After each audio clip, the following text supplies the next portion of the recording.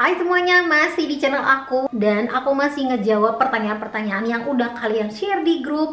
Jadi dengan nge-share video-video seperti ini, aku berharap kalian siapapun yang baru ke channel ini atau mungkin yang baru bergabung di grup bisa lebih tahu lagi, kita sama-sama belajar pengetahuan tentang diet, pola hidup yang lebih sehat. Jadi merubah cara hidup kita lebih sehat juga, jadi kita bisa dapat tubuh yang sehat, BB ideal, yang pastinya lebih enjoyable juga. Jadi nggak yang harus diet terus ngerasa kayak oh tersiksa harus makanannya hambar. Enggak, karena aku di channel ini berusaha banget untuk nge-share atau berbagi informasi yang bisa kita sesuaikan sama kondisi kita masing-masing, terus bisa melakukan diet dengan cara yang fleksibel juga. Oke, langsung aku bacakan pertanyaannya. Diet buat ngecilin perut aja ada nggak ya? Sarannya dong. Mau diet tapi BB cuma 48 tapi perut buncit, sarannya dong teman-teman. Oke, jadi ini tentang perut ini benar-benar topik yang apa ya, kita khususnya wanita pasti, apalagi yang udah melahirkan ya, kita benar-benar problem di perut itu yang buncit banget. Padahal sebenarnya BB-nya udah ideal menurut kita atau menurut kalkulator secara online udah ideal, tapi kondisi perut masih yang buncit. Nah, di sini dibilangnya BB-nya udah 48. Mungkin maksudnya di sini BB-nya ya udah ideal lah gitu ya. Jadi nggak pengen naik atau nggak pengen turun kira-kira, karena ini nggak dijelaskan. Jadi aku hanya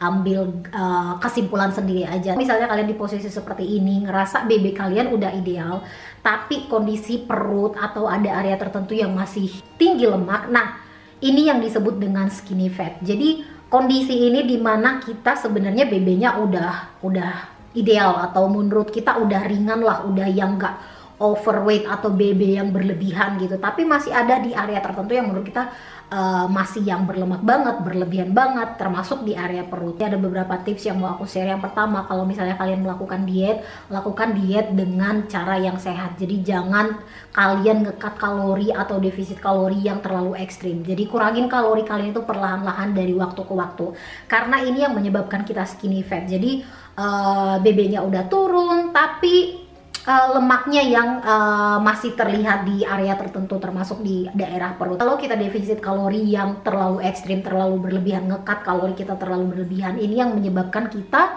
si muscle-nya kita itu bakalan turun. Jadi turun BB, nggak hanya lemaknya aja yang turun, tapi muscle kita juga turun. Nah, kalau muscle tubuh kita, muscle atau otot tubuh kita berkurang juga, yang ada kita kelihatannya yaitu tadi skinny fat, udah kelihatan kurus tapi masih aja kayak gemuk, kulitnya itu masih yang kayak berlemak atau tubuhnya itu masih yang kayak berlemak gitu. Pokoknya nggak, kita pengen hasil diet kita itu BB kita tetap yang lebih berisi, kayak aku bisa diperhatikan, jadi lebih ada yang ototnya, karena aku berusaha untuk kombinasi olahraga, baik itu olahraga resistance training atau dengan lifting atau dengan beban gitu ya, itu yang tetap nge-keep otot kita.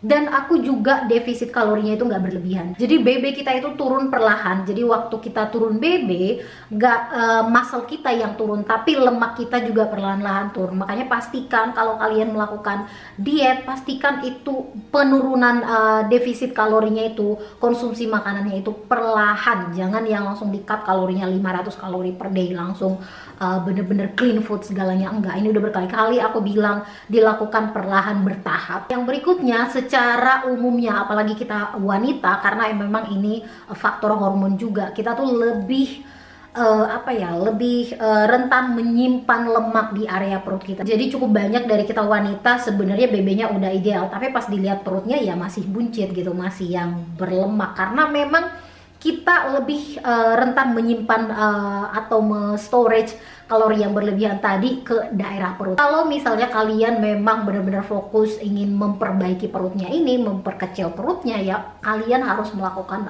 olahraga dan kalian targetkan area perut. Jadi dengan gerakan-gerakan olahraga yang menargetkan daerah perut, kalian bisa membantu lebih membakar lemak di area perut. Tapi sebanyak apapun olahraga yang kalian lakukan atau kalian targetkan ke daerah otot yang kalian mau, termasuk perut tadi, kalau diet kalian nggak sejalan, itu nggak bakalan bisa. Karena yang terpenting itu kalau kita mau turunin BB, turunin lemak tubuh kita, ya harus dibantu dengan kalori defisit. Karena kalau kita tetap mengkonsumsi kalori yang berlebih, ya artinya tubuh kita tetap nge-keep kalori tadi dan tetap menimbun lemak gitu. Jadi kalau misalnya kalian ingin turun BB, ingin menargetkan, ingin membentuk otot, ya pasti harus didukung dengan pola makan atau diet kalian. Aku mau ngecilin perut aja gitu, area perut aja, tapi aku nggak mau kalau sampai BB aku turun gitu, karena kalian ngerasa oh 48 kayaknya udah cukup, kalau sampai harus turun lagi BB-nya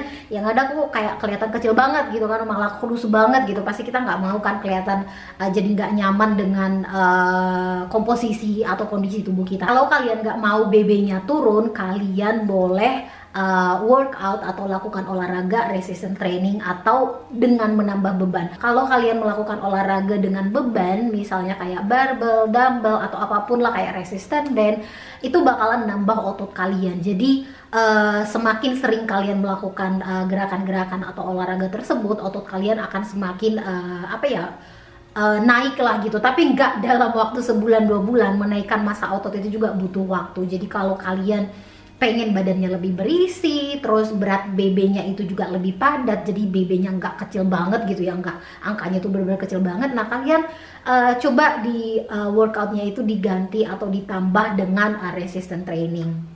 Dan kalau kalian udah jaga pola makan, nutrisi tubuh juga tercukupin, kalian cukup dengan proteinnya, karena kita butuh protein saat kita ingin menaikkan massa otot tubuh kita. Jadi pastikan kalian punya konsumsi protein yang cukup juga, dietnya bagus, terus kalian tambah rutinitas dengan resistant workout atau dengan beban, itu pasti kalian BB-nya bakalan turun lemaknya tapi ototnya naik, dan kalian bisa ngedapetin BB ideal atau body goal yang kalian pengen. Jadi sebenarnya nggak susah-susah banget. Yang susah itu prosesnya, mau mengikutin kebiasaan ini dari hari ke hari, jadi konsisten, itu yang susah gitu. Karena sebenarnya mau ditanya siapapun, sesukses apapun mereka, sebagus apapun, sekeren apapun body mereka, itu pasti nggak lepas dari konsisten mereka dari hari ke hari atau dari waktu ke waktu. Jadi buat kita yang masih baru di diet, masih baru pengen ngedapetin goal yang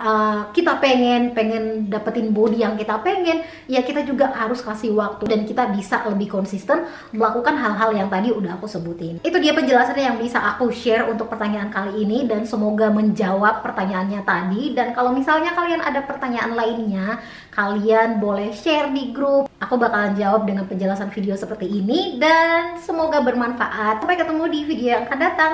Bye!